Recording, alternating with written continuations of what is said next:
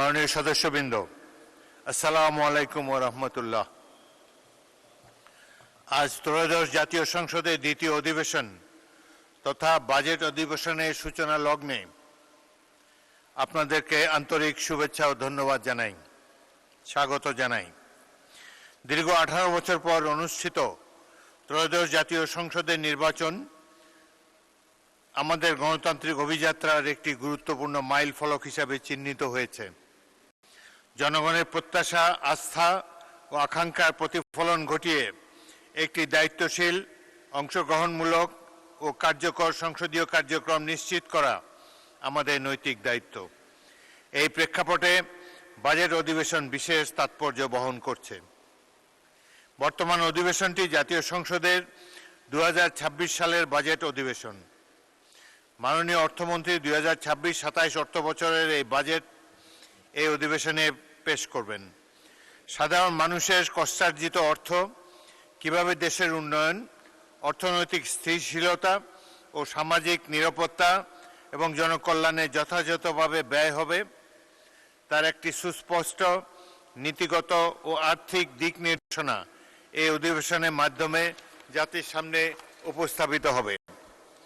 মাননীয় সদস্যবৃন্দ, গণপ্রজাতন্ত্রী বাংলাদেশের সংবিধানের 87(1) অনুচ্ছেদ অনুযায়ী প্রতি অর্থবছরের জন্য সরকারের অনুমিত আয় ও ব্যয় সম্বলিত একটি বিবৃতি অর্থাৎ বার্ষিক আর্থিক বিবৃতি জাতীয় সংসদে উত্থাপন করতে হয়।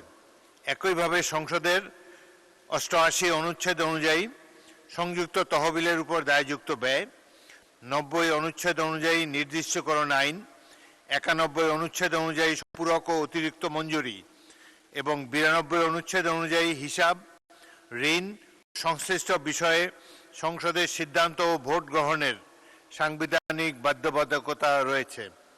ফলে বাজেট অধিবেশন শুধু আর্থিক পরিকল্পনা অনুমোদনের ক্ষেত্র নয়, বরং রাষ্ট্রীয় জবাবদিহিতা ও সাংবিধানিক দায়িত্ব পালনের একটি গুরুত্বপূর্ণ অংশ। মাননীয় সদস্যবৃন্দ, গণতান্ত্রিক রাষ্ট্র ব্যবস্থায় জাতীয় সংসদ জনগণের আশা আকাঙ্ক্ষার প্রতিফলনের সর্বোচ্চ প্রতিষ্ঠান। বাজেট হচ্ছে সেই প্রত্যাশা বাস্তবায়নের অন্যতম প্রধান নীতিগত ও আর্থিক দলিল। তাই এই অধিবেশনে আপনাদের দায়িত্বশীল, তথ্য নির্ভর ও গঠনমূলক অংশগ্রহণ অত্যন্ত গুরুত্বপূর্ণ। আমি বিশ্বাস করি সরকারি ও বিরোধী দল নির্বিশেষে সকল মাননীয় সংসদ সদস্য জাতীয় স্বার্থকে সর্বোচ্চ অগ্রাধিকার দিয়ে দায়িত্বশীল আলোচনা ও মূল্যবান মতামত উপস্থাপন করবেন।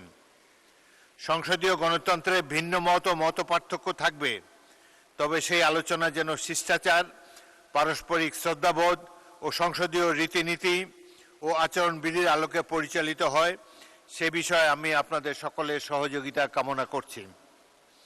সংসদীয় কার্যক্রম পরিচালনায় আমি সম্পূর্ণ নিরপেক্ষতা এবং ন্যায়পরায়ণতার অঙ্গীকার পুনর্ব্যক্ত করছি।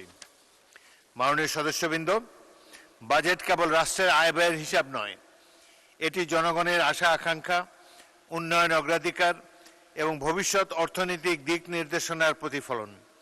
সংসদীয় গণতন্ত্রের চেতনা অনুযায়ী দায়িত্বশীল আলোচনা, গঠনমূলক সমালোচনা ও পারস্পরিক শ্রদ্ধাবোধের মধ্যে দিয়ে একটি কার্যকর ও জনমুখী বাজেট প্রণয়ন সম্ভব। আমি প্রত্যাশা করি মাননীয় সংসদ সদস্যগণ বাজেট অনুমোদন প্রক্রিয়ায় সক্রিয় ভূমিকা রাখার পাশাপাশি জনগণের প্রত্যাশা ও জাতীয় গুরুত্বপূর্ণ বিষয়সমূহ নিয়ে দায়িত্বশীল ও ফলপ্রসূ আলোচনা করবেন।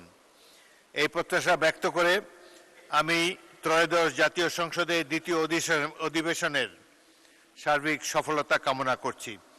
এই অধিবেশন পরিচালনায় আপনাদের আন্তরিক সহযোগিতা কামনা করে এবং দিনের কার্যসূচি অনুযায়ী আজকের অধিবেশনের কার্যক্রম শুরু করছি।